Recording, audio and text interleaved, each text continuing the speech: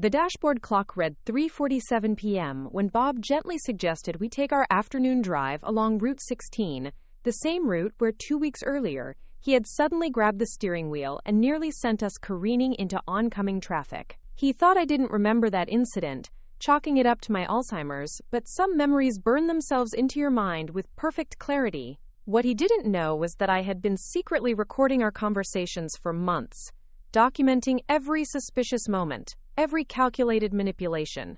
The man sitting beside me, smiling that practiced, concerned husband smile, had no idea that the woman he assumed was losing her mind had actually been 3 steps ahead of him all along. Before we jump back in, tell us where you're tuning in from, and if this story touches you, make sure you're subscribed, because tomorrow, I've saved something extra special for you. My name is Sarah Mitchell, and 6 months ago, I received a diagnosis that would have terrified most people: early-stage Alzheimer's disease at 67 years old. The neurologist, Dr.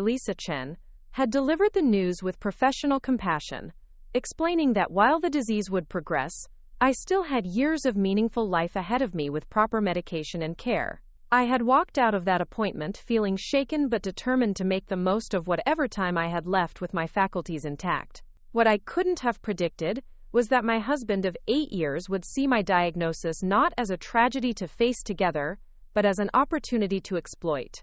Bob Mitchell, 15 years my junior, had swept me off my feet during our grief counseling sessions after my first husband David passed away. He had been mourning his mother, I was processing the loss of my partner of 35 years, and our shared pain had created what I believed was a genuine connection. The man who had courted me with such tenderness, who had promised to love and protect me through whatever challenges life might bring, was now systematically trying to kill me. The realization hadn't come all at once. Living with early-stage Alzheimer's means that people, including medical professionals, tend to question your perceptions. When you mention that something feels wrong, or that someone's behavior seems suspicious, the first assumption is that your confused mind is creating problems that don't exist. This cruel reality had initially worked in Bob's favor, allowing him to dismiss my concerns as symptoms of my declining mental state. But here's what Bob never understood about me, about the woman he had married, and was now trying to murder for her inheritance. I had been a high school history teacher for 42 years. I had spent decades training teenagers to think critically, to question sources, to document evidence, and to construct logical arguments. My mind might be showing signs of deterioration, but my investigative instincts remained razor-sharp. The first incident happened on a Tuesday morning in October.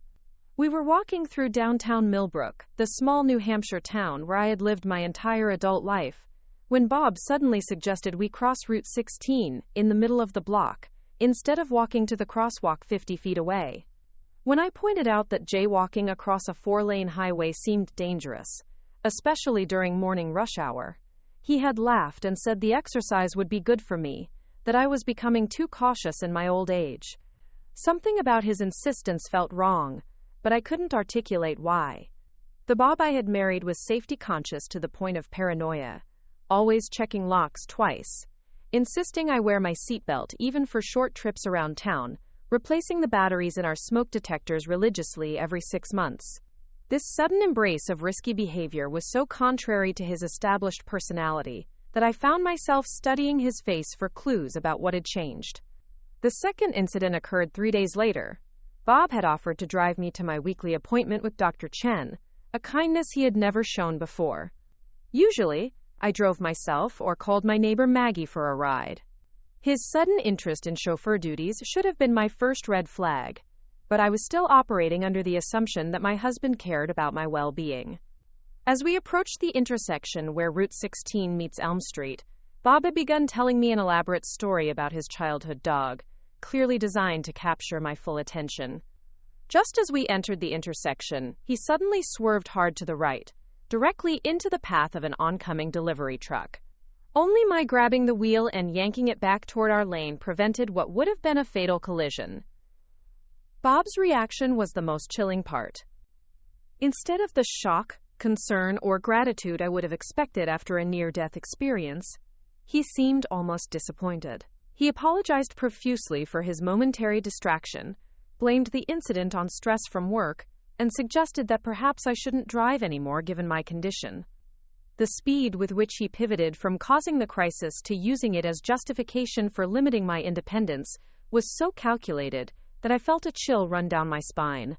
That night, lying in bed beside the man who had nearly killed me hours earlier, I forced myself to confront a possibility that seemed too horrific to believe. Bob was trying to orchestrate my death, not in a fit of rage or passion, but methodically, deliberately, using my Alzheimer's diagnosis as cover for what he hoped would appear to be accidents caused by my declining cognitive abilities. The third incident removed any remaining doubt. Bob had suggested we visit the new shopping plaza on the other side of town, a destination that required driving along Route 16 for several miles. As we traveled the familiar stretch of highway, he began pointing out various landmarks and asking if I remembered them, clearly testing my memory. When I answered correctly, identifying the old Miller farm, the renovated... Preparing and narrating this story took us a lot of time, so if you are enjoying it, subscribe to our channel. It means a lot to us. Now back to the story. Church, and the spot where the town's original schoolhouse had stood, I noticed his jaw tighten with what appeared to be frustration. Then, as we approached the section of highway known locally as Dead Man's Curve due to its history of fatal accidents, Bob's phone rang. He answered it hands-free, launching into an animated conversation with someone he claimed was a potential real estate client. The conversation required his full attention, he explained, gesturing for me to take the wheel from the passenger seat while he continued driving. The request was so absurd, so obviously dangerous, that I stared at him in disbelief. When I refused, pointing out that we should simply pull over if the call was that important, he became agitated in a way I had never seen before. His voice took on a sharp edge, as he insisted that I was being unreasonable, that couples helped each other, that my unwillingness to assist him was probably related to my condition making me paranoid and uncooperative. It was in that moment, listening to my husband try to gaslight me into participating in what would almost certainly be a fatal car accident, that my teacher instincts fully activated. I began treating Bob Mitchell not as my beloved partner, but as a subject requiring careful study and documentation. If he was indeed trying to kill me, I needed evidence. If I was wrong, if my Alzheimer's was making me paranoid and delusional, I needed to know that too. Either way, I required facts. That evening, I retrieved an old digital recorder from my teaching supplies, a device I had used for years to review my lesson plans and prepare for parent conferences. I began carrying it everywhere, hidden in my purse, documenting Bob's behavior and our conversations. I also started keeping a detailed journal, writing down every interaction, every suggestion he made, every attempt to put me in dangerous situations. The journal revealed patterns that would have been invisible if viewed as isolated incidents. Bob had developed a routine of suggesting activities that placed me at risk. Walks along busy roads with no sidewalks. Trips to areas with poor lighting after dark. Invitations to climb ladders to change light bulbs or clean gutters. Tasks he had always handled himself in the past. Each suggestion was presented with such casual normalcy that refusing seemed paranoid. But the accumulation of requests painted a disturbing picture. More troubling was Bob's newfound interest in my financial affairs. For 8 years of marriage, he had shown no curiosity about my inheritance from David, my investment portfolio, or my retirement savings. He had his real estate business, I had my teacher's pension, and David's life insurance money. And we maintained largely separate finances with a joint account for household expenses. Suddenly, Bob was asking detailed questions about my will, my beneficiaries, my account passwords. He expressed concern about what would happen to me financially if my Alzheimer's progressed, suggesting we consolidate our assets for easier management. He recommended I add his name to my accounts so he could help if I became incapacitated. Each conversation was framed as loving concern for my future welfare, but the timing felt suspicious. I scheduled a private appointment with my financial advisor, Patricia Williams, a woman who had managed David's investments and mine for over 20 years. Patricia knew me well enough to recognize that my mental faculties remained sharp despite my diagnosis. When I explained my concerns about Bob's sudden interest in my finances, her expression grew grave. Patricia revealed information that sent shockwaves through my understanding of my marriage.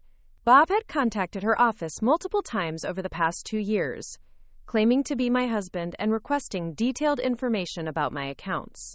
When Patricia had refused to discuss my finances without my explicit written consent, Bob had become argumentative, insisting that as my spouse, he had a right to the information. More disturbing was Patricia's discovery that someone had been attempting to access my online banking accounts from Bob's computer.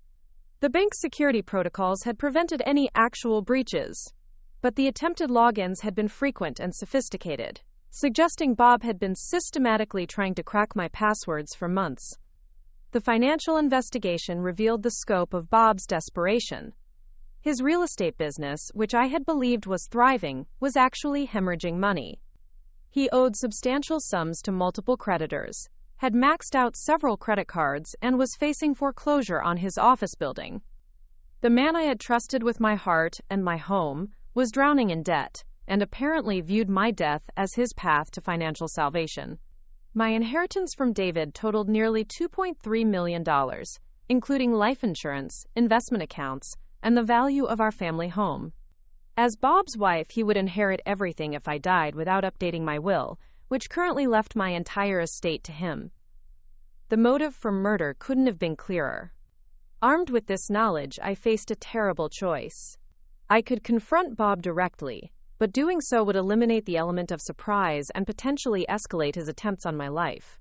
I could go to the police, but what crime had actually been committed?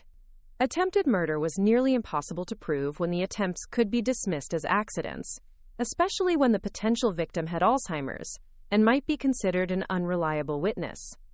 Instead, I chose a different path. I would gather irrefutable evidence of Bob's intentions while simultaneously protecting myself from his schemes. The strategy required patience, intelligence, and most importantly, the element of surprise that came from Bob's assumption that my deteriorating mind made me an easy target.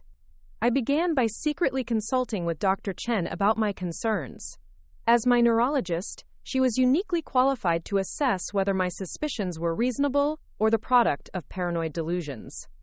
After reviewing my journal entries and listening to several of my recorded conversations with Bob, Dr. Chen's professional opinion was unambiguous. My perceptions were accurate, my reasoning was sound, and my safety was genuinely at risk. Dr. Chen connected me with Detective James Parker, a veteran investigator who specialized in crimes against elderly victims. Detective Parker had seen enough cases of financial elder abuse to recognize the patterns I was describing. While he couldn't arrest Bob based on attempted murder charges that would be nearly impossible to prove, he could help me document evidence and develop a safety plan. The plan we developed was elegantly simple. I would continue my normal routine while secretly recording Bob's behavior and building a case against him. Detective Parker would coordinate with Dr. Chen to ensure my safety during medical appointments, while I would maintain regular contact with Maggie, my neighbor, who could serve as a witness to my mental state and Bob's suspicious activities.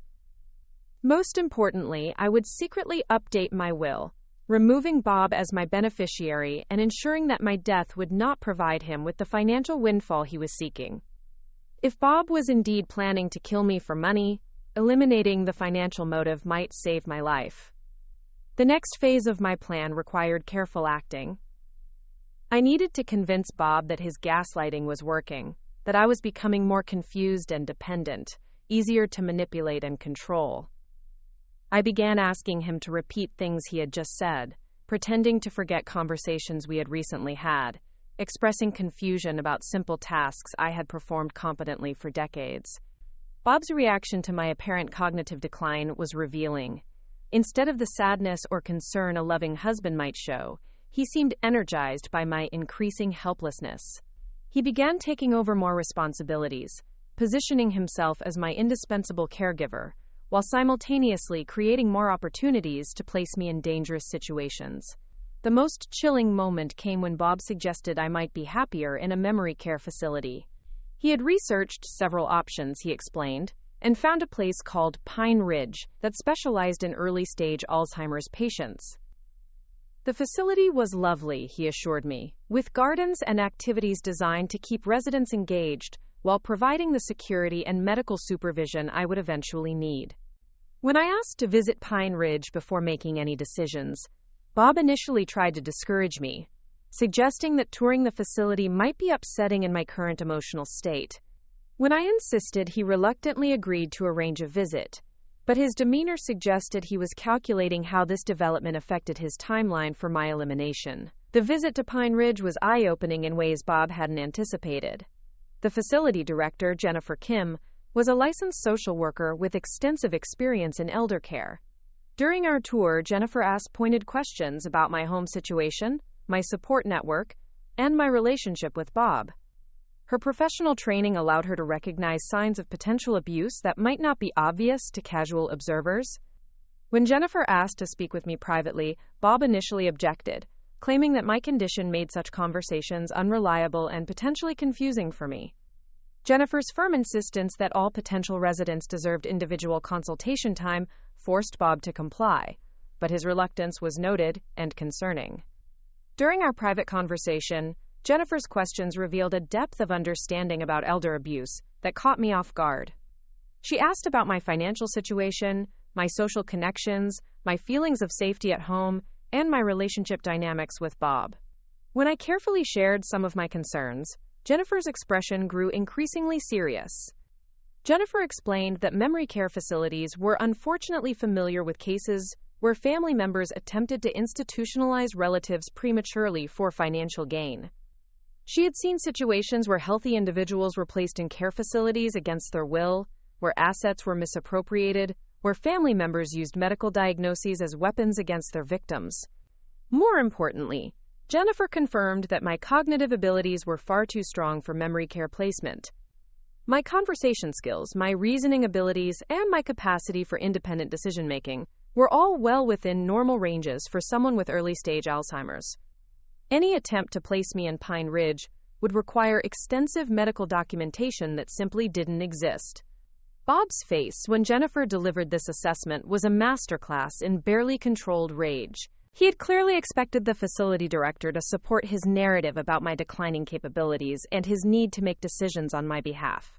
Instead, Jennifer's professional opinion directly contradicted his claims and raised questions about his motives for seeking institutionalization. The drive home from Pine Ridge was tense and revealing. Bob's mask of concerned caregiving slipped repeatedly as he expressed frustration with Jennifer's interference and unprofessional questioning of his judgment about my needs. He suggested that perhaps we should look at other facilities, ones that might be more understanding of our situation.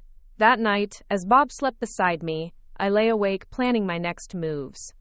The evidence I had gathered was substantial, but still circumstantial. I had recordings of Bob's suspicious behavior, documentation of his financial desperation, professional opinions supporting my competency, and a clear motive for attempted murder. What I needed now was irrefutable proof of his intentions, caught in a way that would stand up in court and protect other potential victims. The opportunity came sooner than expected. The next morning, Bob announced that he wanted to take me on a scenic drive through the mountains to see the fall foliage.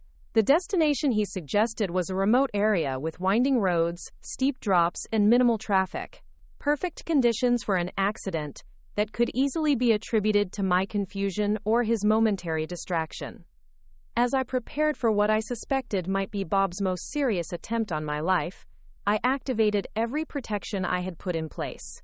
I ensured my recording device was functioning and hidden, sent a text to Detective Parker with our planned route and timeline, and left a detailed note for Maggie explaining where we were going and when to expect us back.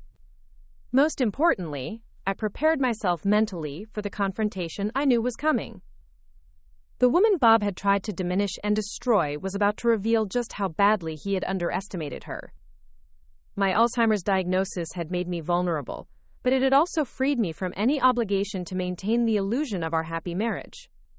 If Bob wanted to play games with my life, he was about to discover that this teacher still had lessons to teach. The mountain drive would either be my final chapter or Bob's last gamble. Either way, the truth was finally going to come to light. The scenic route Bob had chosen wound through the White Mountains, along treacherous curves that had claimed lives even when driven by experienced, alert drivers. As we climbed higher into the mountains, I noticed Bob's grip tightening on the steering wheel, his knuckles white against the black leather. He kept glancing at me sideways, as if measuring my alertness, calculating the perfect moment for whatever he had planned. The recording device in my purse was capturing every word of our conversation, though Bob seemed unusually quiet for someone supposedly taking his wife on a romantic autumn drive. Instead of pointing out the brilliant reds and golds of the changing leaves, he was focused entirely on the road ahead, his jaw set in a way I had learned to recognize as dangerous. We had been driving for 45 minutes when Bob suddenly pulled into a scenic overlook that jutted out over a steep ravine. The parking area was empty, which wasn't surprising given that it was a Tuesday afternoon in late October. Most tourists had returned home after the peak foliage weekend, leaving these mountain roads largely deserted. Bob turned off the engine and sat in silence for a moment, staring out at the valley below. When he finally spoke, his voice had taken on a strange quality, almost dreamy in its detachment. He suggested we get out to take some photos by the guardrail, mentioning how much he wanted to capture this moment together. The way he emphasized the word moment sent a chill through me that had nothing to do with the mountain air. As I stepped out of the car, I kept my purse clutched tightly against my side, the recording device still running. Bob moved around to join me at the guardrail, positioning himself between me and the car. The drop beyond the guardrail was at least 300 feet, ending in a rocky stream that would ensure no one survived a fall.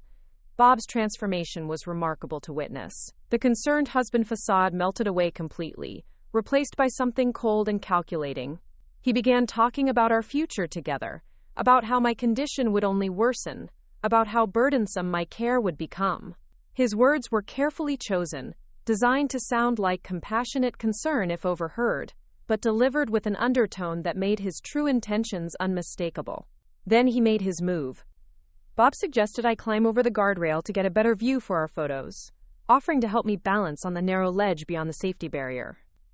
When I refused, pointing out the obvious danger, he became more insistent, his voice taking on that familiar edge of manipulation I had learned to recognize.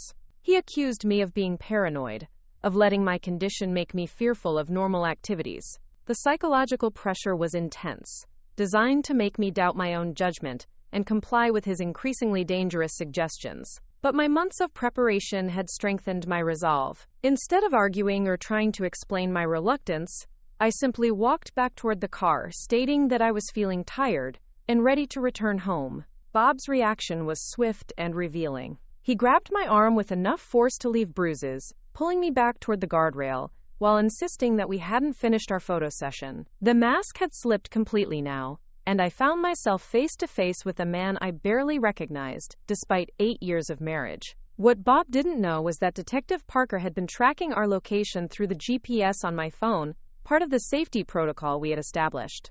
As Bob continued to pressure me toward the guardrail, growing more aggressive with each refusal, I spotted Parker's unmarked patrol car winding up the mountain road toward our overlook. The detective's arrival changed everything.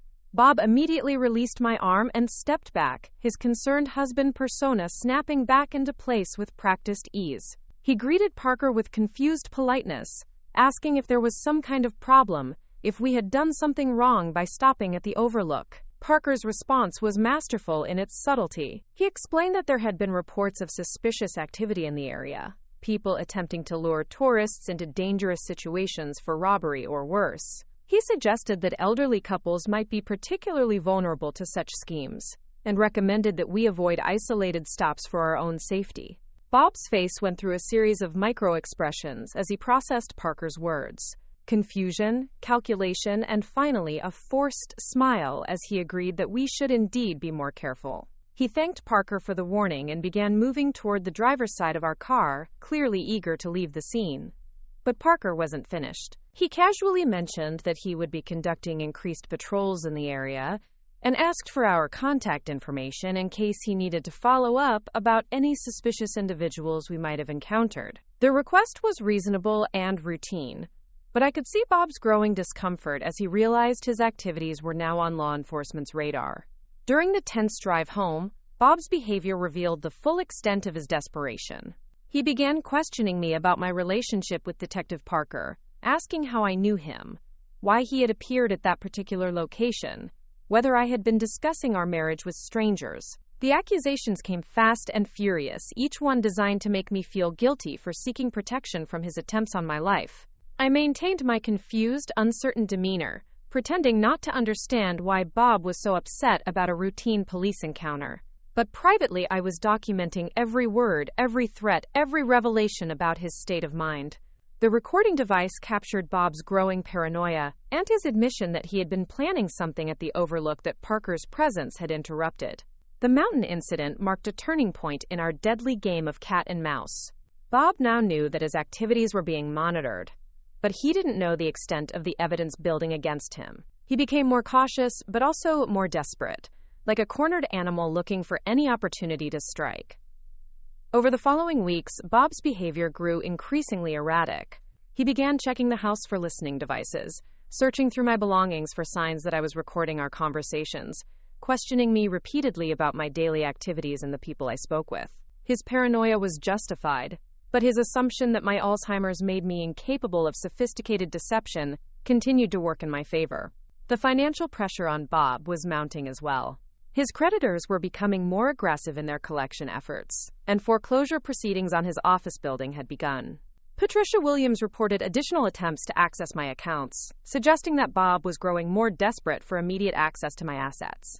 During this period, I secretly met with attorney Rachel Green, a specialist in elder law who had experience dealing with financial abuse cases.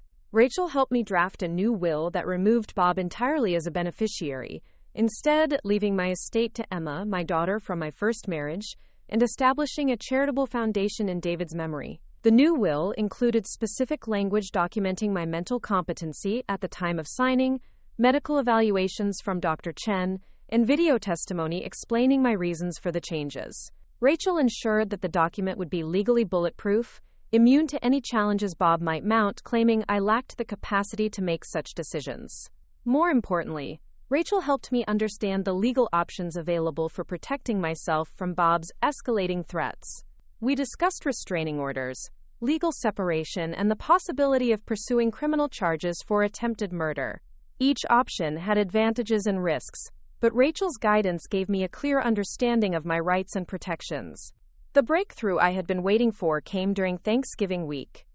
Bob announced that he wanted to take me to Boston for a romantic weekend getaway, staying at a luxury hotel overlooking the harbor. The trip would be his treat, he explained, a chance for us to reconnect and create new memories before my condition made such adventures impossible. Everything about the proposed trip felt wrong. Bob had never shown interest in romantic getaways during our 8 years of marriage, and his sudden desire to spend money we couldn't afford on a luxury hotel seemed suspicious. More concerning was his insistence that we travel during a weekend when Emma was planning to visit, forcing me to cancel time with my daughter. When I expressed reluctance about the timing, Bob became agitated in a way that revealed his desperation. He accused me of preferring Emma's company to his, of allowing my daughter to poison my mind against him, of becoming increasingly ungrateful for his care and devotion. The manipulation was so transparent that I marveled at how effectively it had worked in the early stages of our marriage. Dr. Chen provided the excuse I needed to decline the Boston trip. During my monthly appointment, she expressed concern about my recent stress levels and recommended against travel until my medication dosage could be adjusted. She offered to provide written documentation of her medical recommendation, effectively giving me official medical backing for avoiding Bob's latest scheme. Bob's reaction to Dr. Chen's intervention was explosive. He accused her of overstepping her professional boundaries, of interfering in our marriage, of encouraging my paranoia and resistance to his care. His verbal attack on my doctor was so inappropriate that Dr. Chen asked Bob to leave her office, threatening to call security if he didn't comply immediately. The incident at Dr. Chen's office provided another crucial piece of evidence for our case. Her detailed notes about Bob's threatening behavior, combined with her professional assessment of my mental competency, created a compelling record of the pattern we had been documenting. Dr. Chen also filed a report with Adult Protective Services, triggering an official investigation into my home situation. The APS investigation brought Jennifer Kim, the social worker from Pine Ridge, back into our lives.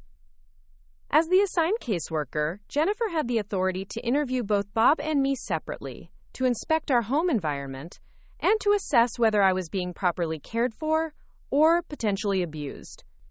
Jennifer's interview with Bob was illuminating. She asked detailed questions about his understanding of Alzheimer's disease, his plans for my long-term care, his financial resources for providing appropriate support, and his emotional coping mechanisms for dealing with a spouse's cognitive decline. Bob's answers revealed significant gaps in his knowledge and concerning attitudes about his responsibilities as my caregiver. More damaging was Bob's inability to provide coherent explanations for several incidents Jennifer had learned about through Detective Parker and Dr. Chen. Why had he suggested unsafe activities that contradicted his usual cautious nature? Why was he pushing for institutional care when my condition didn't warrant such measures? Why were there discrepancies between his public claims about my capabilities and his private attempts to limit my independence? My interview with Jennifer was an opportunity to share the full scope of my concerns in a confidential, professional setting. I provided her with copies of my journals, selected recordings of Bob's threatening behavior, and documentation of his financial situation and access attempts to my accounts.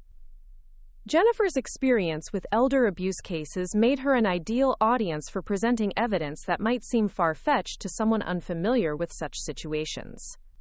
Jennifer's preliminary assessment was unambiguous. The pattern of behavior I had documented was consistent with financial elder abuse escalating toward physical harm. Bob's combination of financial desperation, inappropriate pressure for institutional placement, and creation of dangerous situations constituted a clear threat to my safety and well-being.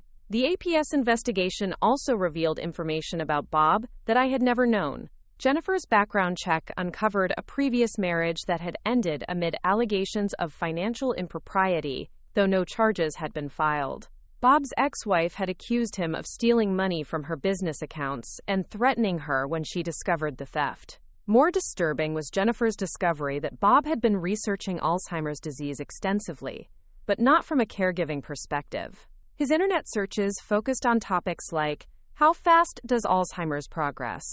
Legal competency and dementia, inheritance rights when spouse has dementia, and accidental death and life insurance. The search history painted a chilling picture of a man researching how to exploit and eliminate his wife. As December arrived and my evidence file grew thicker, I knew the confrontation with Bob was approaching. He was becoming increasingly volatile, his financial situation was deteriorating rapidly, and the investigation was closing in around him. The man who had underestimated me so completely was about to discover that the mind he had dismissed as deteriorating was actually several moves ahead of his desperation. The final phase of my plan required perfect timing and flawless execution. Bob had to be caught in an undeniable act of attempted murder, with witnesses and evidence that would ensure his conviction and protect other potential victims. The trap was set, the players were in position, and Bob's greed and arrogance were about to become his downfall.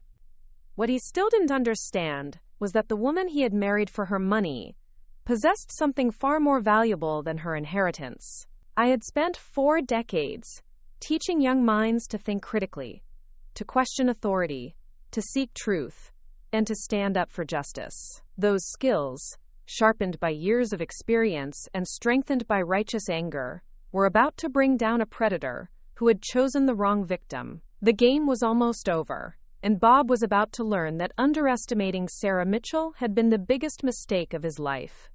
Everything I had endured, every manipulation I had documented, every threat I had survived, had been building toward this moment of reckoning. The teacher was about to give Bob his final lesson. Emma's unexpected arrival changed everything. My daughter had flown in from Seattle 3 days early, claiming she wanted to surprise me for the holidays. But I could see the worry etched in her face the moment she walked through the door. Someone had contacted her, though she wouldn't say who, and her presence immediately shifted the delicate balance of power in our household. Bob's reaction to Emma's arrival was barely controlled fury disguised as pleasant surprise. He embraced my daughter with theatrical warmth, while his eyes betrayed his calculation of how her presence would complicate his plans. Emma had always been perceptive about people's motivations, a trait inherited from her father David, and I could see her cataloging Bob's behavior with the same critical eye I had been using for months. The 3 of us sat around the kitchen table sharing coffee and catching up on Emma's life in Seattle, but beneath the surface pleasantries, a more complex drama was unfolding. Emma asked pointed questions about my health, my daily routine, my social activities, and my general happiness. Bob answered many of these questions before I could respond, a pattern of control that Emma noted with increasing displeasure. When Emma asked about my recent medical appointments, Bob launched into a detailed explanation of my condition that was both inaccurate and alarmist. He described my Alzheimer's as more advanced than it actually was, claiming I had episodes of confusion and disorientation that required constant supervision.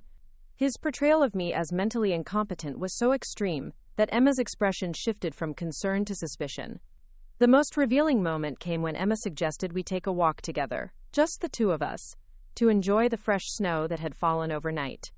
Bob immediately objected, claiming that winter weather was too dangerous for someone in my condition, that I might become confused and wander off, that I needed his supervision for any outdoor activities.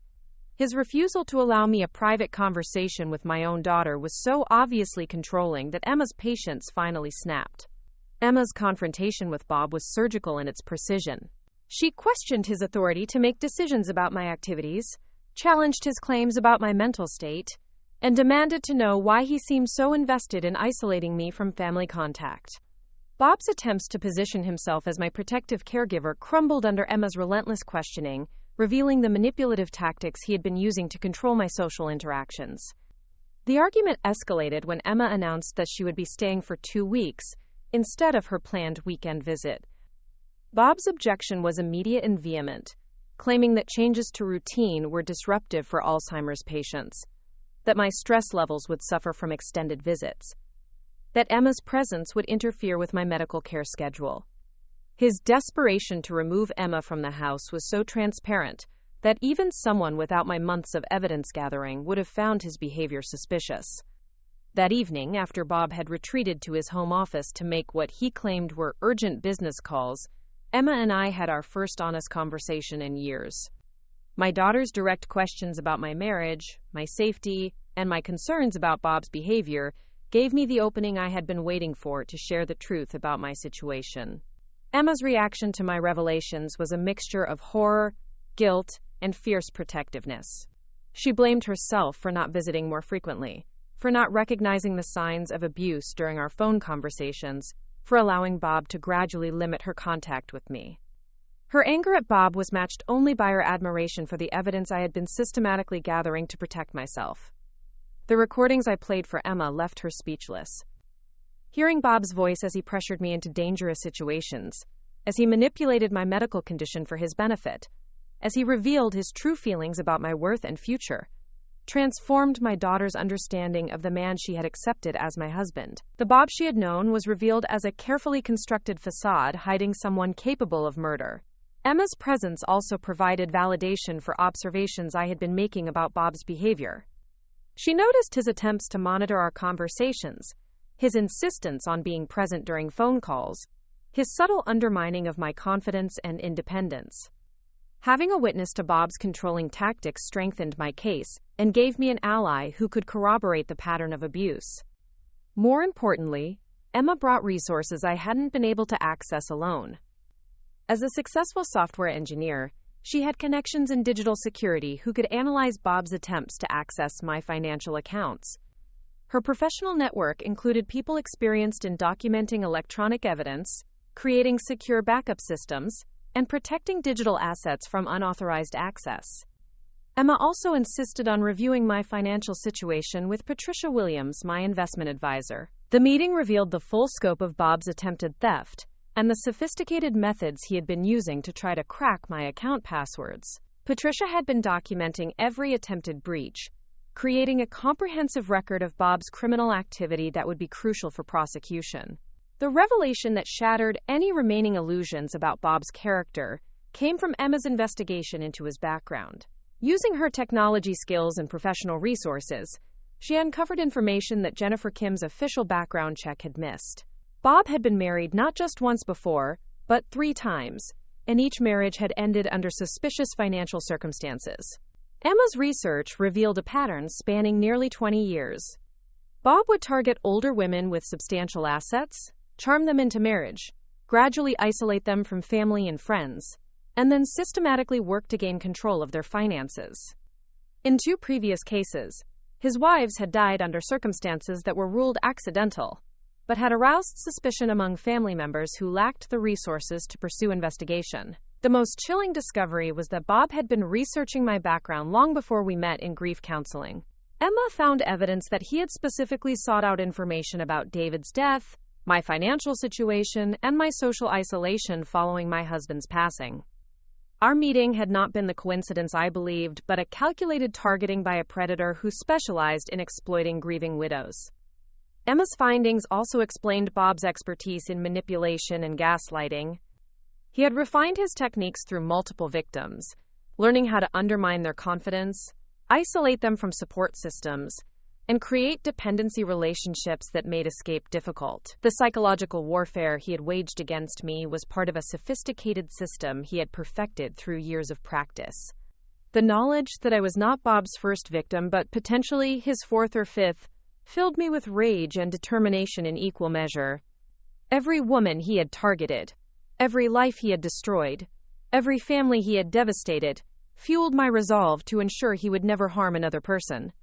The evidence we were building would not only protect me, but potentially bring justice for all of Bob's previous victims. Emma's presence also forced Bob to accelerate his timeline in ways that made his intentions more obvious. With my daughter monitoring his activities and questioning his decisions, Bob's window of opportunity for staging an accident was rapidly closing. His growing desperation made him careless, creating the openings we needed to document his criminal intent. The first major mistake Bob made was attempting to drug my evening medication. Emma had taken over the responsibility of organizing my pills, a task Bob had previously controlled completely. When Emma noticed that my sleep medication had been replaced with a different drug that looked similar but had much stronger sedative properties, we finally had proof of Bob's willingness to incapacitate me for his purposes. Emma secretly had the substituted medication analyzed by a pharmacist friend, discovering that the pills Bob had been giving me were powerful sedatives that could cause dangerous drops in blood pressure and respiratory depression in elderly patients.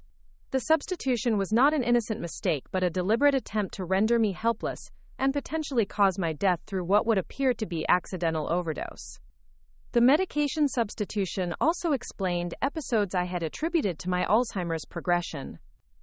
Mornings when I felt unusually groggy, times when my thinking seemed cloudier than normal, instances when I had felt dizzy or disoriented, all correlated with nights when Bob had personally given me my medication. He had been slowly poisoning me while attributing my symptoms to natural disease progression.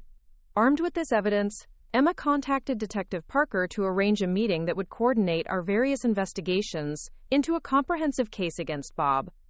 Parker's professional assessment was that we had moved far beyond circumstantial evidence into documentation of actual crimes that could support serious criminal charges.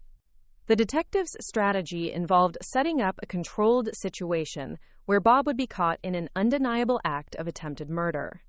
With Emma's presence making it difficult for Bob to isolate me, and with multiple agencies now monitoring his activities, we needed to create an opportunity that would allow Bob to reveal his intentions while ensuring my safety through careful surveillance and rapid intervention.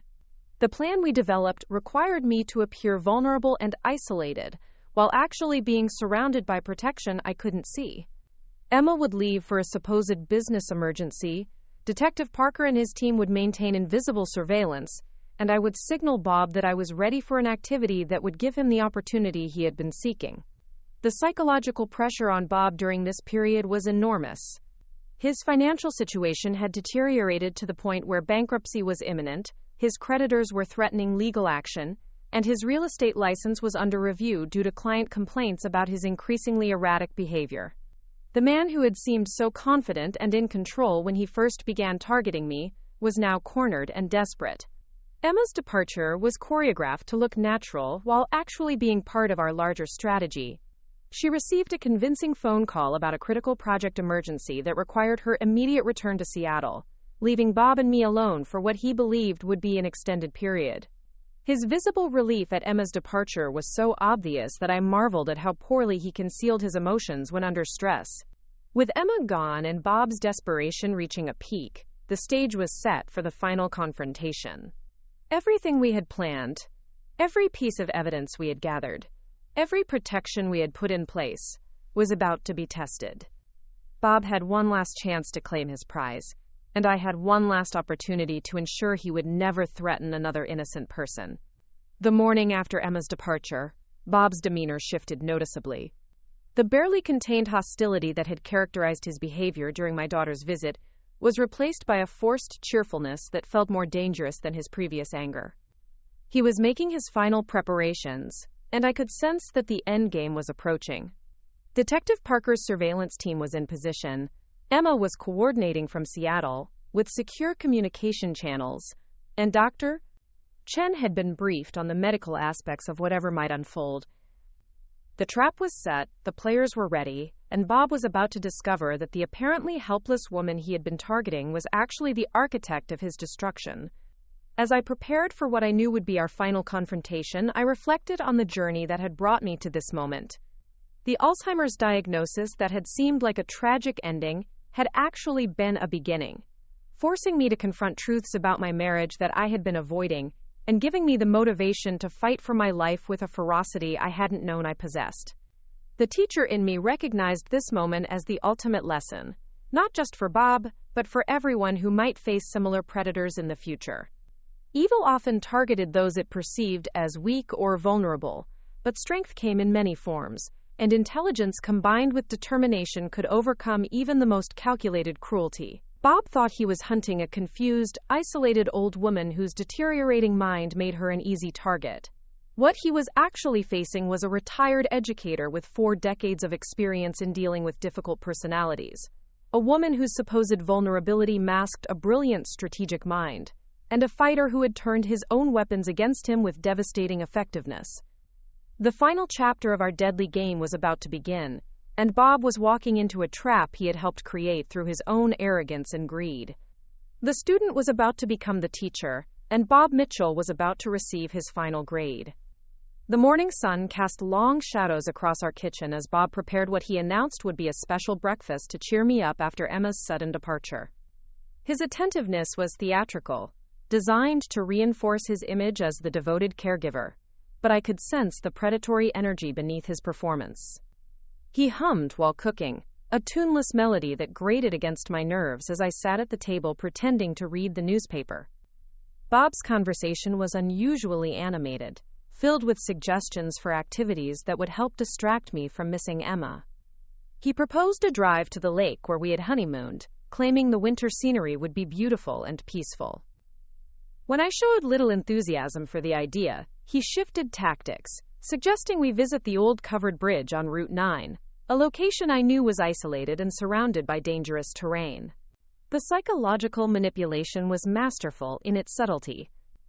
Bob framed each dangerous suggestion as therapeutic, claiming that getting out of the house would be good for my mental state, that fresh air and exercise were essential for managing Alzheimer's symptoms, that isolation would only accelerate my cognitive decline.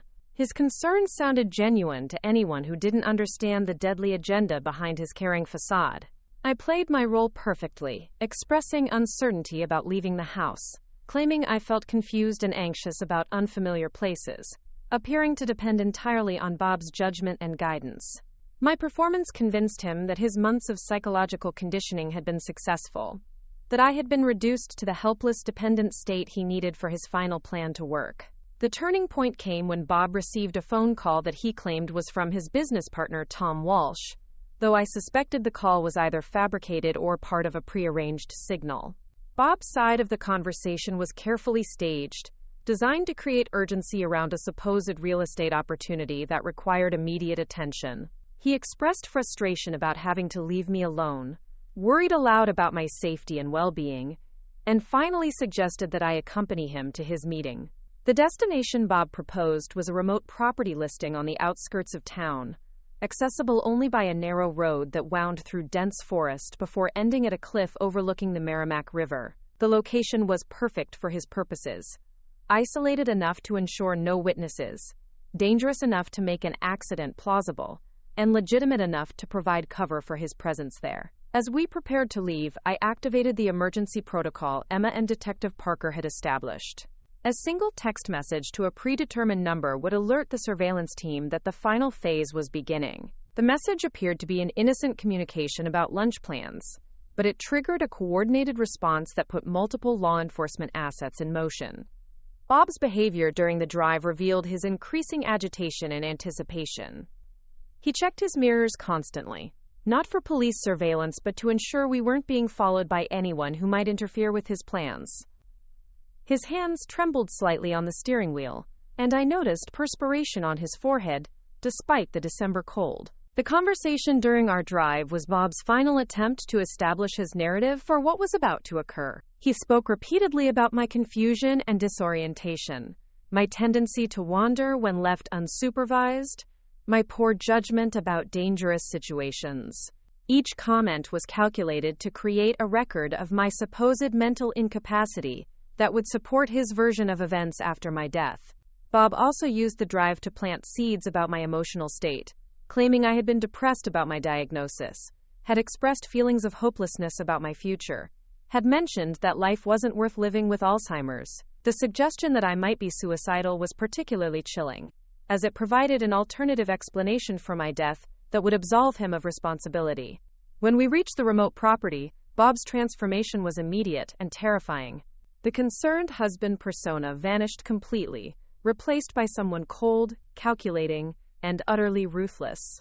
He helped me out of the car with exaggerated gentleness, but his grip on my arm was firm enough to prevent any attempt at escape. The property was everything Bob had promised, a desolate piece of land perched on a cliff with a steep drop to the river below. The winter landscape was beautiful but stark, with bare trees providing no concealment and frozen ground that would show clear evidence of any struggle. Bob had chosen this location carefully, calculating that the isolated setting would give him time to stage the scene before any potential rescue could arrive. Bob guided me toward the cliff edge, maintaining a stream of conversation about the property's potential and the beautiful view of the valley below. His voice was steady, almost conversational, as if he were genuinely showing me a real estate listing rather than preparing to commit murder. The disconnect between his casual tone and his murderous intent was deeply unsettling.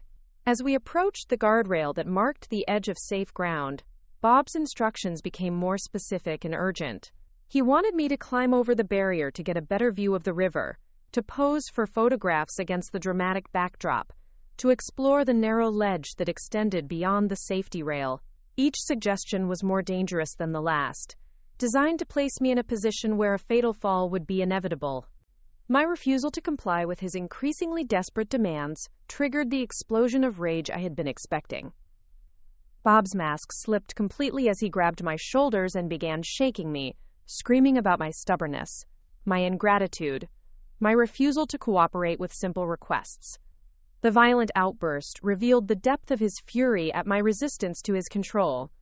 The physical struggle that followed was brief but intense. Bob attempted to force me toward the cliff edge while I fought back with every ounce of strength I possessed. His assumption that my age and medical condition made me helpless proved to be a critical miscalculation. Decades of active living and the adrenaline surge of fighting for my life gave me reserves of power he hadn't anticipated. During our struggle, Bob made the mistake that sealed his fate. In his rage and desperation, he began shouting threats and admissions that were captured clearly by the recording device I still carried. His voice carried across the winter air as he screamed about my money, about how long he had waited for me to die, about how my Alzheimer's diagnosis had given him the perfect opportunity to claim his inheritance. Bob's verbal confession was interrupted by the arrival of Detective Parker and his team, who had been monitoring our location and moved in when the struggle began. The sight of police vehicles surrounding the property transformed Bob's rage into panic, as he realized that his carefully planned murder had become a witnessed attempted homicide. The arrest was swift and decisive. Bob's attempts to claim that he had been trying to help me, that I had become confused and wandered too close to the cliff edge, that he was the victim of a misunderstanding, crumbled in the face of recorded evidence and multiple law enforcement witnesses. The devoted husband act that had fooled so many people for so long was finally exposed as the performance it had always been. Detective Parker's reading of Bob's rights was a moment of profound satisfaction after months of fear and careful planning. Each charge, attempted murder, elder abuse, financial fraud, conspiracy, represented not just justice for me, but protection for future victims who might otherwise have fallen prey to Bob's predatory schemes. The media coverage of Bob's arrest revealed the full scope of his criminal enterprise. As news of his attempted murder spread, other victims and their families came forward with similar stories of manipulation, financial abuse, and suspicious deaths. The investigation expanded to include cold cases from 3 different states, potentially linking Bob to a decades-long pattern of targeting and eliminating wealthy older women. Emma's return from Seattle was triumphant rather than tragic. Instead of planning my funeral, we were celebrating my survival and Bob's capture. The evidence we had gathered proved instrumental not only in convicting Bob, but in identifying and prosecuting his associates, including Tom Walsh, who had been helping Bob research potential victims and plan their elimination. The trial that followed was a showcase for the power of careful documentation and strategic thinking. The recordings I had made, the evidence Emma had gathered, the professional assessments from Dr. Chen and Jennifer Kim, and the financial investigations conducted by Patricia Williams created an overwhelming case against Bob that left no room for reasonable doubt. Bob's defense strategy was predictable and pathetic. His attorneys attempted to portray him as a loving husband overwhelmed by the challenges of caring for an Alzheimer's patient, driven to desperation by financial pressures beyond his control. They suggested that his actions were motivated by misguided attempts to spare me the suffering of cognitive decline, painting attempted murder as a twisted form of mercy. The prosecution's presentation of evidence systematically demolished every aspect of Bob's defense. The recordings revealed his calculated manipulation and financial motivation. The financial evidence showed his systematic theft attempts and gambling debts. The medical testimony established that my cognitive abilities remained strong despite my diagnosis. Most damaging was Bob's own recorded confession during our final confrontation, where his true feelings about me and his plans for my money were captured in his own voice. My testimony was the emotional centerpiece of the trial. Taking the witness stand to describe Bob's psychological warfare, his escalating attempts on my life, and his systematic efforts to isolate and control me was both terrifying and liberating. Speaking truth in a public forum, having my experience validated by a judge and jury, transformed months of fear and uncertainty into a powerful statement about the strength that could emerge from apparent vulnerability. The jury's verdict was unanimous and swift. Bob was convicted on all counts, including attempted murder, elder abuse, financial fraud, and conspiracy. The judge's sentencing reflected the severity of his crimes and the calculated nature of his predatory behavior. Bob received a life sentence without the possibility of parole, ensuring that he would never again have the opportunity to target innocent victims. The civil lawsuits that followed the criminal trial provided financial justice for Bob's victims and their families. The evidence we had gathered proved instrumental in recovering stolen assets and establishing wrongful death claims against Bob's estate.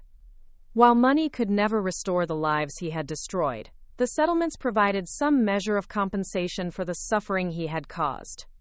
More importantly, the publicity surrounding Bob's case led to changes in laws protecting elderly victims of financial abuse. The sophisticated methods he had used to target and exploit vulnerable individuals prompted new legislation requiring background checks for individuals seeking to control elderly persons' financial affairs, and establishing stronger penalties for elder abuse crimes. My own recovery from the trauma of Bob's attempted murder was gradual, but complete. The support of Emma, Detective Parker, Dr. Chen, and the entire community of Millbrook helped me rebuild my sense of safety and trust. The house that had become a prison during my marriage with Bob was transformed back into a home where I could live independently and peacefully. The Alzheimer's diagnosis that Bob had tried to use as a weapon against me became instead a motivation to live each day fully and purposefully. My cognitive abilities remained stable with proper medication and care, allowing me to return to activities I enjoyed and to form new relationships based on honesty rather than manipulation. Emma's decision to relocate to New Hampshire so she could be closer to me was one of many positive changes that emerged from our ordeal. Our relationship, which had been strained by Bob's interference and manipulation, was stronger than ever. We had faced down a deadly threat together and emerged with absolute trust in each other's judgment and loyalty. The community response to my story was overwhelming and heartwarming. Neighbors who had watched Bob's manipulation with growing concern but felt powerless to intervene expressed their admiration for my courage and strategic thinking.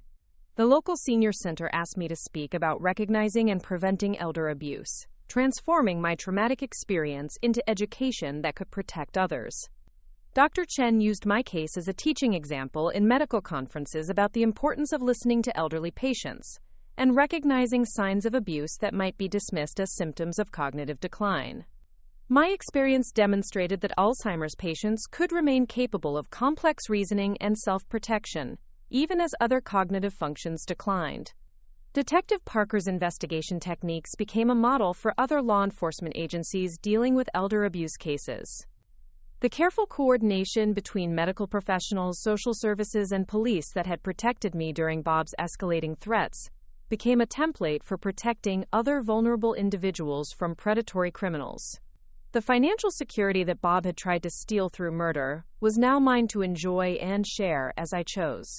Patricia Williams helped me establish a charitable foundation focused on supporting elder abuse victims and funding research into protecting vulnerable populations from financial predators. Bob's greed had ultimately funded the very causes that would prevent future victims from suffering as I had. My new will, which Bob never succeeded in preventing me from updating, reflected my values and priorities rather than his financial desperation. Emma would inherit the bulk of my estate, but significant portions were designated for charities supporting Alzheimer's research, elder abuse prevention, and programs helping women escape domestic violence. As I settled into my new life, free from fear and manipulation, I often reflected on the strength I had discovered within myself during the darkest period of my experience with Bob. The woman who had married him 8 years earlier, seeking companionship and security in her golden years, had been transformed through adversity into someone far more formidable and self-reliant. The Alzheimer's diagnosis that had seemed like such a devastating blow had actually revealed capabilities I never knew I possessed. The disease that Bob had viewed as my weakness had become the catalyst for demonstrating my strength. The condition he had tried to exploit had instead exposed his own moral bankruptcy and criminal intent. Bob's assumption that age and illness made me an easy target had been his fatal error. The retired teacher he had dismissed as confused and helpless had retained every skill that had made her effective in the classroom. The strategic thinking, the ability to read character, the talent for planning and preparation, the strength to stand up to bullies, all remained intact beneath the surface symptoms of my medical condition. The final irony of Bob's scheme was that his success would have prevented him from achieving his ultimate goal. Had he succeeded in killing me before I updated my will, the inheritance he murdered me to claim would have gone to Emma anyway, as my previous will had designated her as my backup beneficiary. His crime would have been both morally and practically pointless, destroying lives for money he never would have received.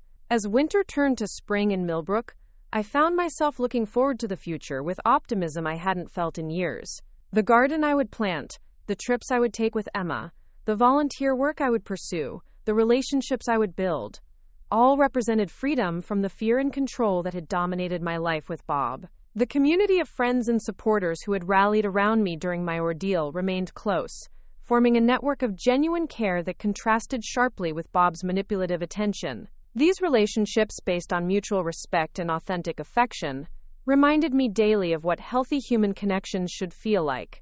My story had become an inspiration to other women facing similar challenges. Proof that age and illness did not have to mean vulnerability and victimization. The speaking engagements and interviews I gave spread awareness about the sophisticated tactics used by financial predators, and the importance of trusting one's instincts, even when others questioned one's perceptions. The recording device that had captured Bob's threats and confessions was donated to the local police department as a training tool for officers investigating elder abuse cases. My journals became part of a research project studying the psychological impact of financial abuse on elderly victims.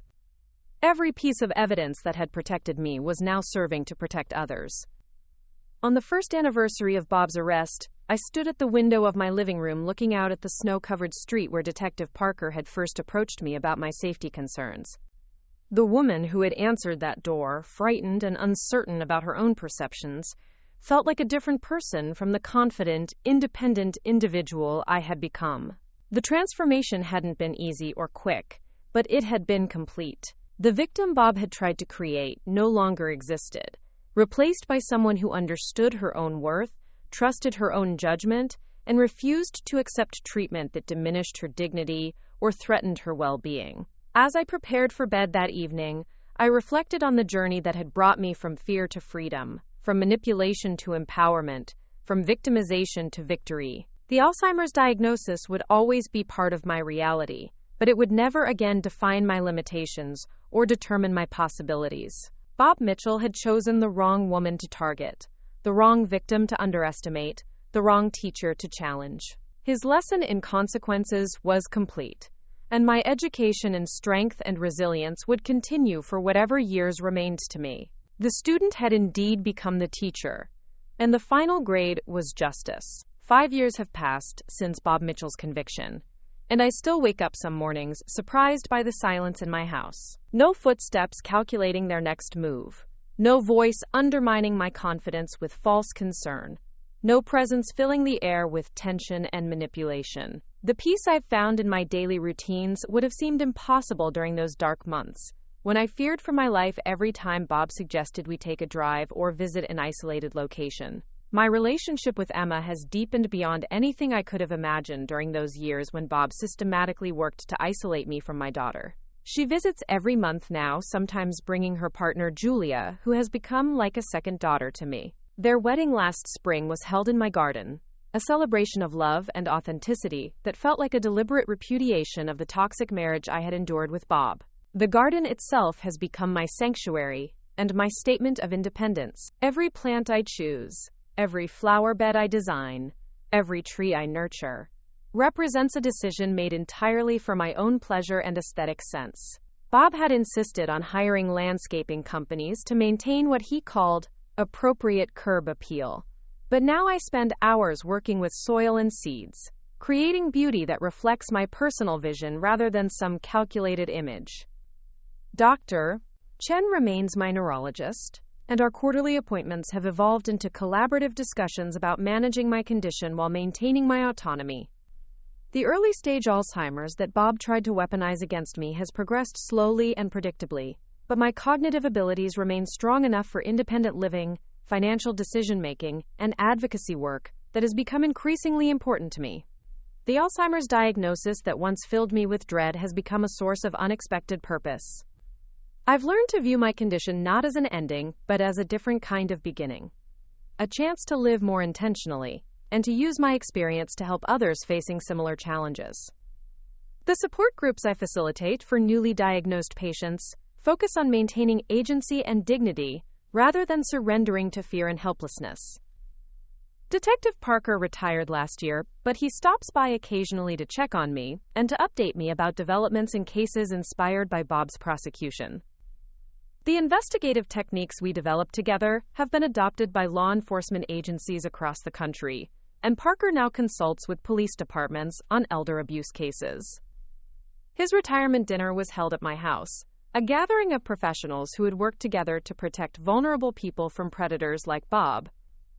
The financial foundation I established with my inheritance has grown beyond my initial vision, funding research into elder abuse prevention, supporting victims of financial fraud, and providing legal assistance to elderly individuals threatened by predatory family members or caregivers. The irony that Bob's greed ultimately funded programs to protect his potential future victims provides me with daily satisfaction. Attorney Rachel Green has become both my legal advisor and my close friend, helping me navigate the complex aftermath of Bob's conviction while ensuring my own legal protections remain strong. We've worked together to create educational materials for elderly individuals about protecting themselves from financial predators, and Rachel frequently uses my story as a case study in her legal seminars about elder law. The speaking engagements that began as therapy for me have evolved into a second career of sorts. I travel throughout New England sharing my story with law enforcement groups, medical professionals, social workers, and community organizations. Each presentation reinforces the message that age and illness do not automatically create vulnerability, and that apparent weakness can mask formidable strength. Maggie Thompson, my neighbor and oldest friend, has become my unofficial business manager, helping me schedule appearances and coordinate with the various organizations that request my speaking services. Her own experience witnessing Bob's manipulation from the outside provides valuable perspective for audiences who might encounter similar situations in their professional or personal lives. The house where I feared for my life has been completely transformed through renovations that erased every trace of Bob's presence and aesthetic control. The formal living room where he entertained business associates is now a cozy library filled with books reflecting my interests rather than titles chosen to impress visitors. The dining room where he conducted his manipulative conversations is now an art studio where I've rediscovered my love of watercolor painting. My bedroom, once shared with a man who plotted my murder while I slept beside him, has become a peaceful retreat decorated entirely according to my preferences. The king-sized bed that symbolized the emotional distance in our marriage has been replaced with a comfortable reading chair positioned by the window where I can watch birds visit the feeders Emma installed throughout the garden. The most significant change in my living space is the conversion of Bob's home office into a resource center for the Foundation's work. The desk where he researched methods for killing me now holds materials for protecting other potential victims. The filing cabinets that once contained his fraudulent business records now store documentation about successful prosecutions of elder abuse cases across the country. Jennifer Kim, the social worker who first recognized the signs of abuse in my situation, has become a key advisor for the Foundation's programs. Her expertise in identifying and documenting elder abuse has proved invaluable in developing training materials for social service professionals. The protocols we created together for investigating suspected abuse have been adopted by adult protective services agencies in multiple states.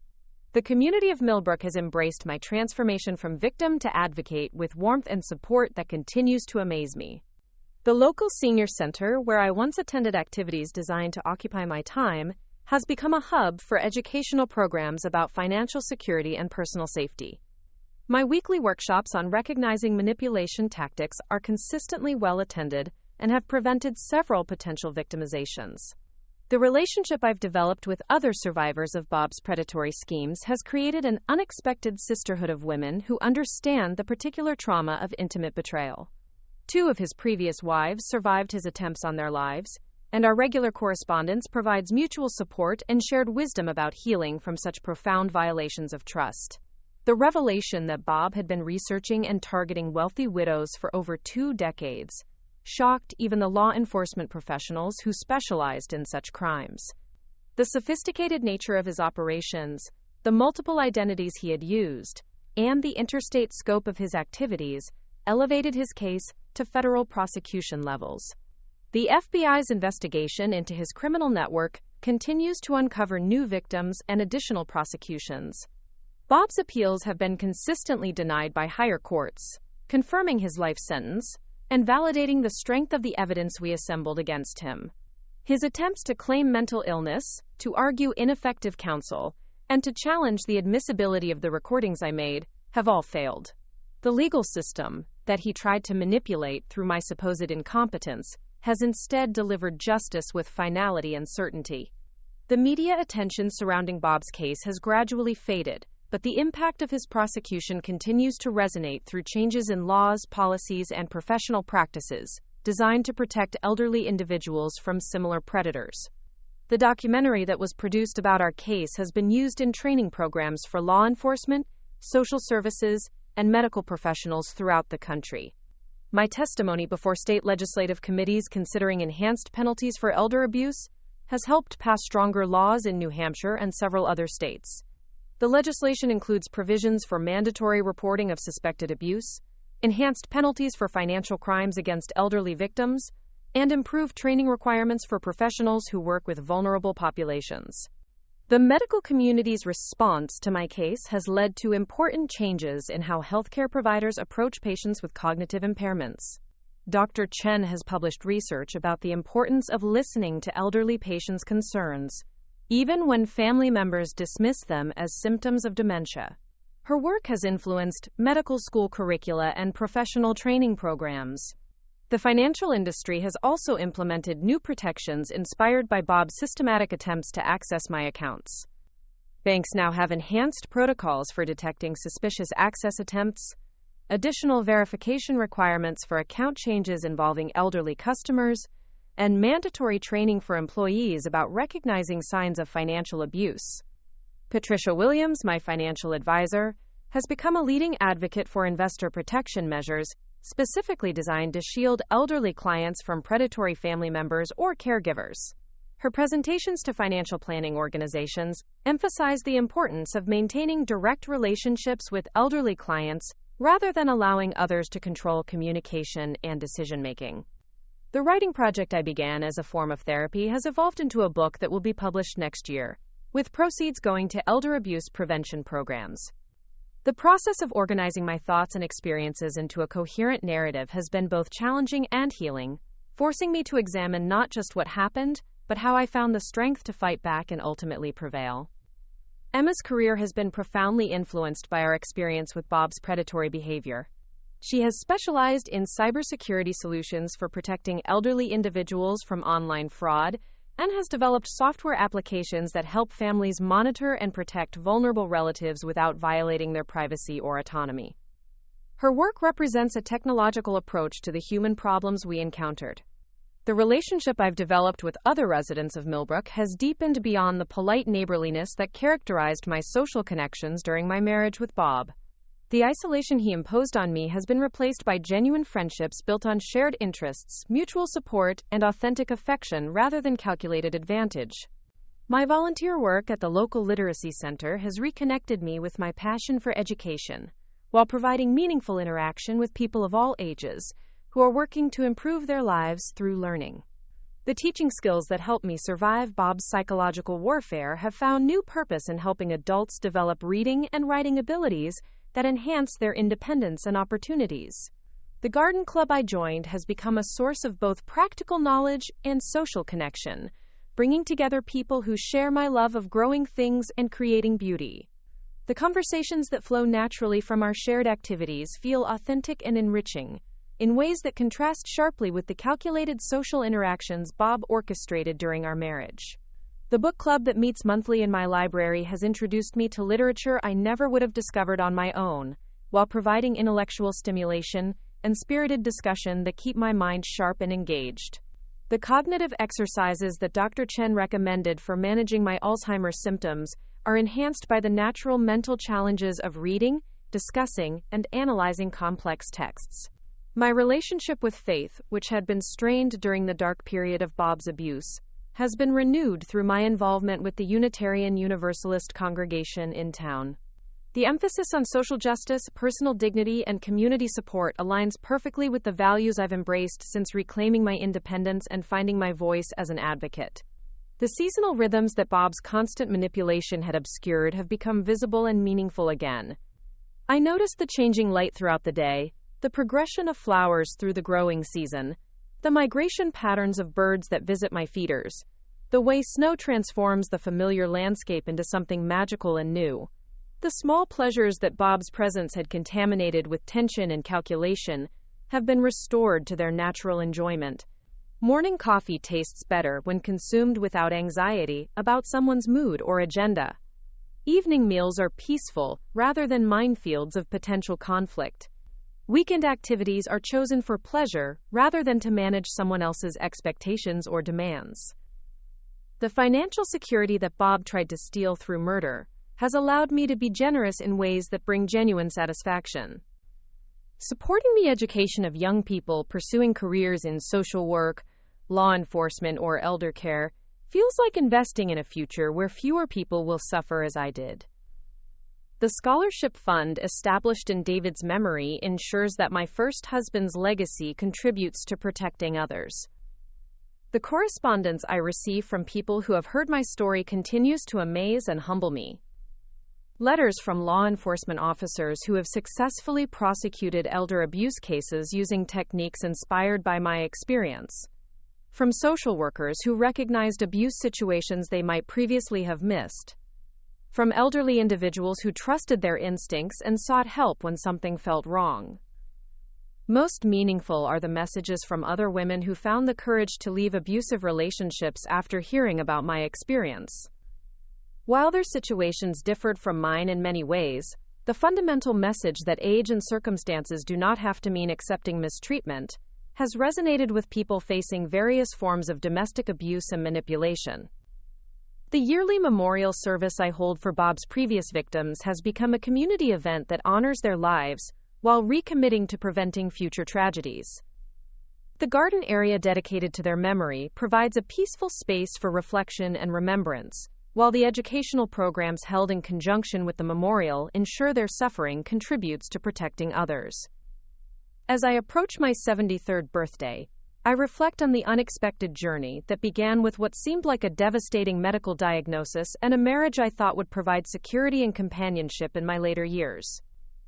The Alzheimer's diagnosis remains part of my reality, but it has not defined my limitations or prevented me from living fully and purposefully. The woman who once feared leaving her house because of her husband's increasingly dangerous manipulation has become someone who travels throughout the region, sharing her story and advocating for stronger protections for vulnerable people. The victim Bob tried to create has been replaced by an advocate whose work continues to expand and evolve. The transformation hasn't been without challenges or setbacks. Some days the weight of understanding how close I came to death feels overwhelming. Other days the progression of my Alzheimer's symptoms reminds me that time is limited and precious. But these difficulties are balanced by the satisfaction of meaningful work, genuine relationships, and the knowledge that my survival has contributed to protecting others. The legacy I will leave is no longer defined by Bob's criminal intentions or my status as a victim of his predatory behavior. Instead, my story has become one of resilience, intelligence, and the power of strategic thinking to overcome even the most calculated cruelty. The teacher who thought her career was over discovered that her most important lessons were still to come. Bob Mitchell chose the wrong woman to target because he fundamentally misunderstood the relationship between vulnerability and strength. My age, my medical condition, and my emotional needs following David's death created opportunities for exploitation, but they did not eliminate the intelligence, determination, and fighting spirit that had carried me through decades of challenges before Bob entered my life. The final irony of Bob's scheme is that his success in isolating me and making me question my own perceptions ultimately strengthened my resolve and sharpened my focus in ways that made his defeat inevitable. The psychological warfare he waged against me backfired completely, transforming a trusting, somewhat naive woman into a formidable adversary who used his own tactics against him with devastating effectiveness.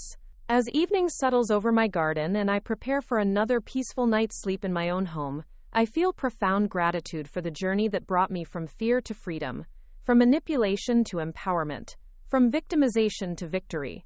The Alzheimer's diagnosis that Bob tried to use as a weapon became instead the catalyst for discovering strengths I never knew I possessed. Tomorrow will bring new opportunities to use my experience in service of others, new chances to demonstrate that apparent weakness can mask incredible strength, new possibilities for turning personal trauma into public good. The woman Bob tried to destroy has become someone he could never have imagined, and the teacher continues to educate, protect, and inspire. The final lesson of my story is simple but profound. Never underestimate the power of an intelligent woman who has been pushed too far and decides to fight back. Bob Mitchell learned that lesson too late to save himself, but others can learn it in time to protect themselves and those they love. The morning light streaming through my kitchen window catches the crystal prism that Emma gave me for my 75th birthday, casting tiny rainbows across the walls where Bob's austere artwork once hung. These small moments of beauty have become precious to me, reminders that joy can be found in the simplest experiences when you're no longer living in fear of someone who sees your happiness as a threat to their control.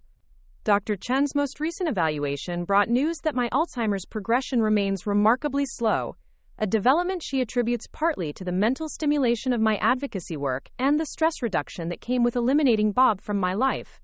The irony isn't lost on me that the condition he tried to exploit as evidence of my incompetence has become a source of strength and purpose, rather than decline and helplessness. The National Conference on Elder Abuse Prevention, where I delivered the keynote address last month, brought together professionals from across the country who are working to implement the protocols and training programs that emerged from my experience with Bob. Standing before an audience of 800 law enforcement officers, social workers, medical professionals, and advocates felt like the culmination of a journey I never expected to take. During my presentation, I shared the recording of Bob's final confession, his voice echoing through the convention center as he screamed about how long he had waited for me to die so he could claim my inheritance. The silence that followed was profound, broken only by the sound of people weeping for all the victims who hadn't been as fortunate as I was to survive their predators and tell their stories. The standing ovation that lasted nearly 10 minutes wasn't just for my survival, but for every elderly person who had been dismissed, manipulated, or silenced by those who were supposed to protect them. The energy in that room was transformative, converting individual outrage into collective commitment to systemic change that would protect vulnerable people from predators like Bob. My book, titled The Teacher's Final Lesson: How Alzheimer's Revealed My Strength, has exceeded all publishing expectations, spending 6 months on bestseller lists and generating speaking requests from across the country. The publisher's decision to donate a portion of profits to elder abuse prevention programs has multiplied the impact beyond what I could have achieved through my foundation alone. The audiobook version, which I narrated myself, has been particularly meaningful to create. Recording my own story in my own voice felt like reclaiming narrative control that Bob had tried to steal from me. The producer mentioned that my steady, clear delivery contrasted sharply with typical assumptions about Alzheimer's patients, challenging stereotypes while demonstrating that cognitive changes don't necessarily mean loss of wisdom or capability.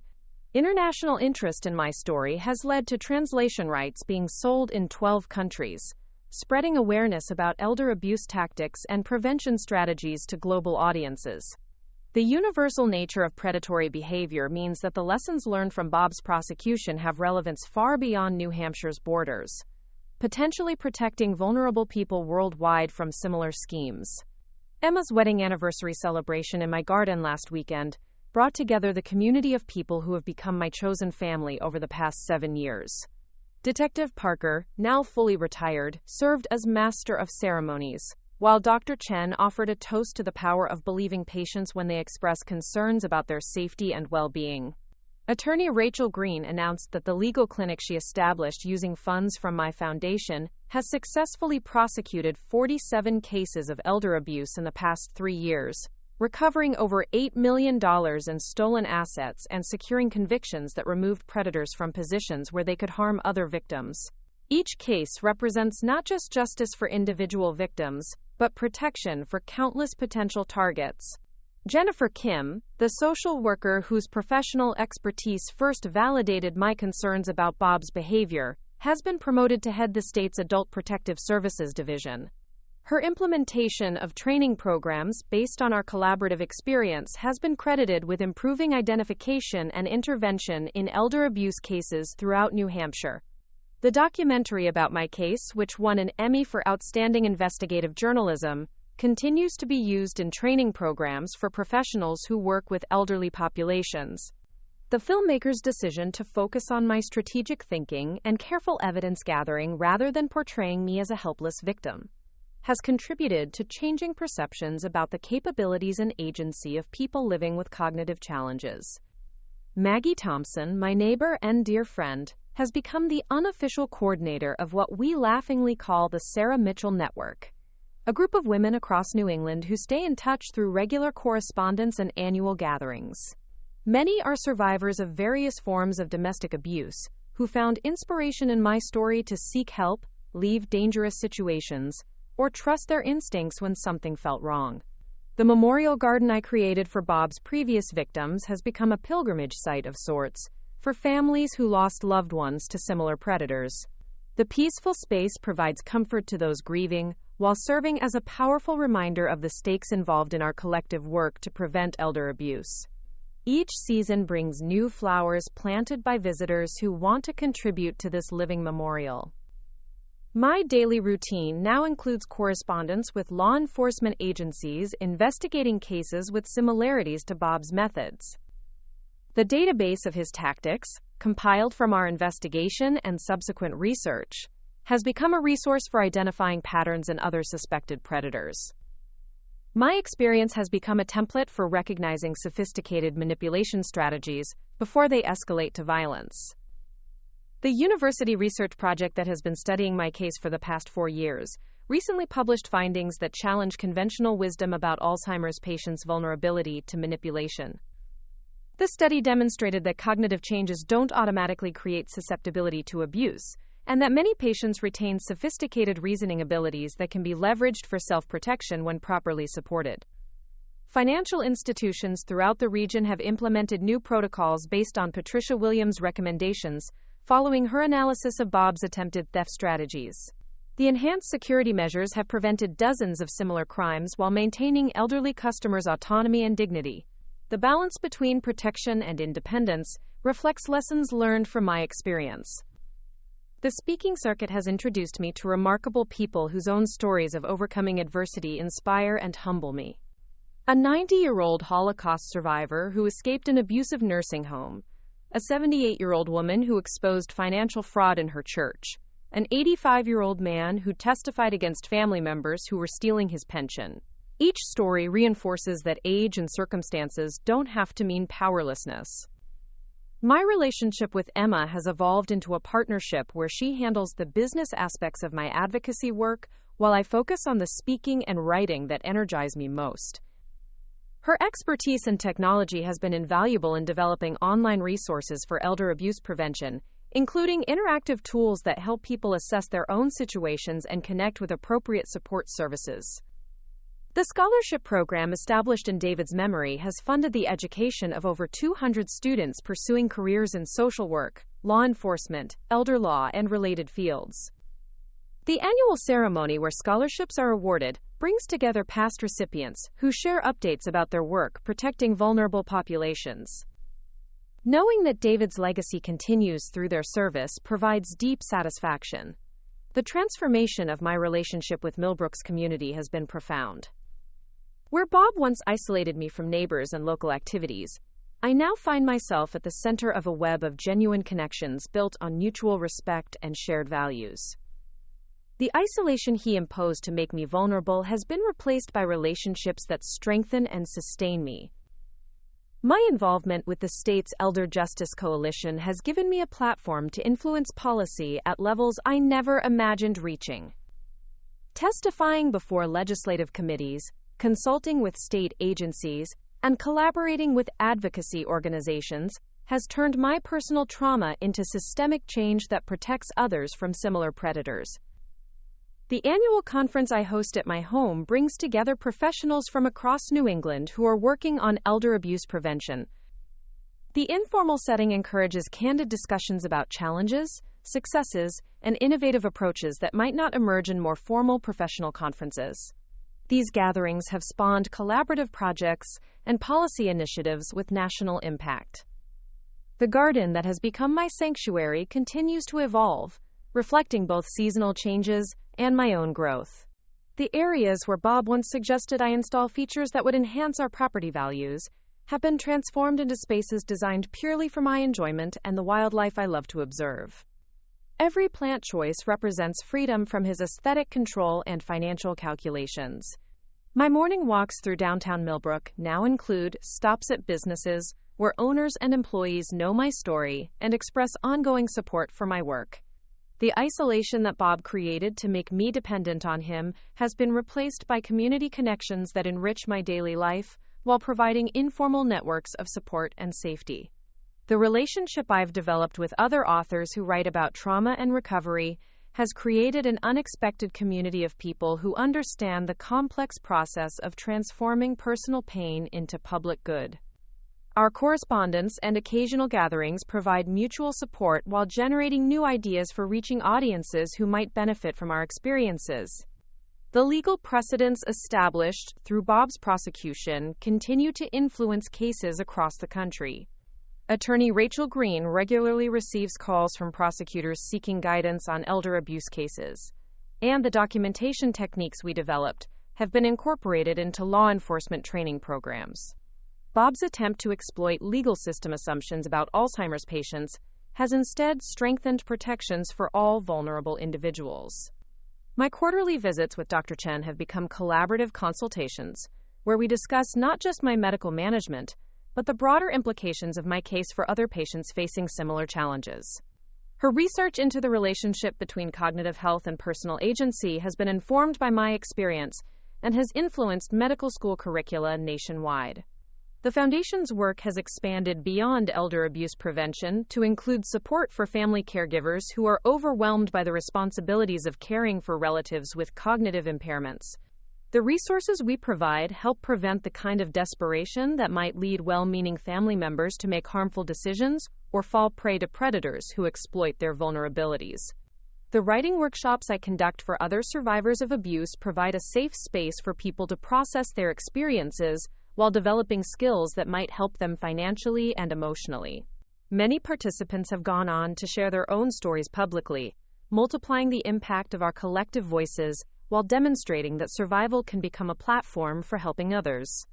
Bob's appeals have all been exhausted, and his life sentence is final. The closure that comes with knowing he will never again have the opportunity to target vulnerable people provides peace that allows me to focus entirely on forward-looking work rather than defensive measures. The threat he represented has been permanently eliminated, freeing energy for constructive purposes. The holiday traditions I've established in my transformed home reflect my values and relationships, rather than Bob's social calculations. Thanksgiving brings together my chosen family of friends and colleagues who share my commitment to protecting vulnerable people. Christmas morning includes video calls with scholarship recipients who update me on their studies and career plans. The correspondence I receive from people who have read my book or heard my presentations continues to amaze me. Letters from law enforcement officers who recognized abuse situations they might have missed. From medical professionals who listened more carefully to elderly patients' concerns. From family members who trusted their instincts about suspicious caregivers or relatives. Most meaningful are messages from elderly individuals who found the courage to seek help after recognizing patterns in their own lives that mirrored my experience with Bob. Each person who escapes an abusive situation represents not just individual liberation but protection for other potential victims who might have been targeted next. The documentary's international distribution has generated speaking invitations from organizations worldwide working on elder abuse prevention. The universal nature of predatory behavior means that Bob's tactics and my responses have relevance across cultural and national boundaries, potentially protecting vulnerable people in communities far from Millbrook.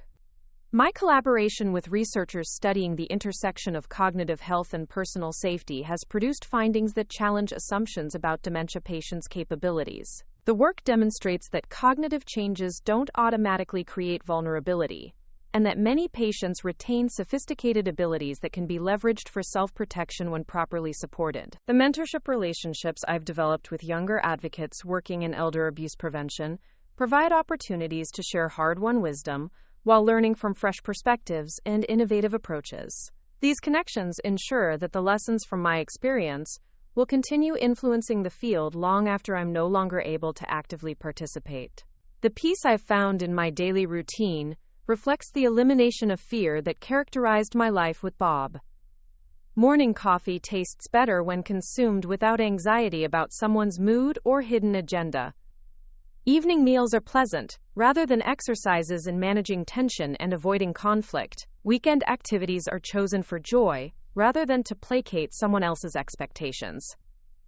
The financial security that Bob tried to steal has allowed me to be generous in ways that bring genuine satisfaction. Supporting young people's education, funding research into abuse prevention, and providing resources for survivors creates meaning that Bob's materialistic values could never have delivered. Money has become a tool for good, rather than a source of conflict and manipulation. As I prepare for my 76th birthday next month, I reflect on the unexpected journey that began with what seemed like devastating news about my cognitive health, and ended with discovering capabilities I never knew I possessed. The Alzheimer's diagnosis that Bob tried to weaponize has become a source of purpose and strength, rather than shame and vulnerability.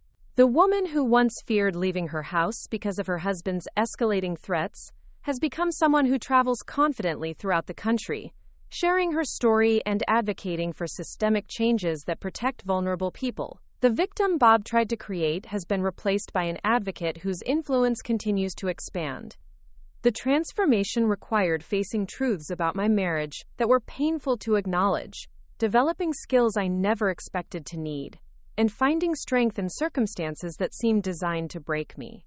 But the result has been a life of meaning, purpose, and genuine satisfaction that would have been impossible if I had remained trapped in Bob's web of manipulation and control. The final irony of Bob's scheme is that his attempt to destroy me actually revealed the person I was meant to become. The teacher who thought her most important work was behind her discovered that her greatest lessons were still ahead. The woman he tried to silence has found her most powerful voice. Bob Mitchell chose the wrong victim because he fundamentally misunderstood the relationship between apparent vulnerability and actual strength. My age, my medical condition, and my circumstances created opportunities for exploitation, but they didn't eliminate the intelligence, determination, and fighting spirit that ultimately defeated his predatory scheme. The legacy I leave will be measured not by the wealth Bob tried to steal, but by the lives protected through the work his crimes inspired. The Foundation will continue funding research and prevention programs, the legal precedents will continue protecting vulnerable individuals, and the awareness generated by my story will continue helping people recognize and escape dangerous situations. As twilight settles over my garden and I prepare for another peaceful night in my own home, I feel profound gratitude for the journey that brought me from terror to triumph, from manipulation to empowerment, from victimization to victory. The diagnosis that Bob tried to use as a weapon became the catalyst for discovering that true strength often emerges from our greatest challenges. Tomorrow will bring new opportunities to use my experience in service of others, new chances to demonstrate that apparent weakness can conceal incredible power, new possibilities for converting personal trauma into public protection. The woman Bob tried to eliminate has become someone whose influence will outlast both of us. The final lesson of my story transcends the specific circumstances of elder abuse to address universal truths about human resilience, the power of strategic thinking, and the importance of never underestimating someone simply because they appear vulnerable. Bob Mitchell learned that lesson too late to save himself, but countless others have learned it in time to protect themselves and those they love. Up next, you've got 2 more standout stories right on your screen. If this one hit the mark, you won't want to pass these up. Just click and check them out.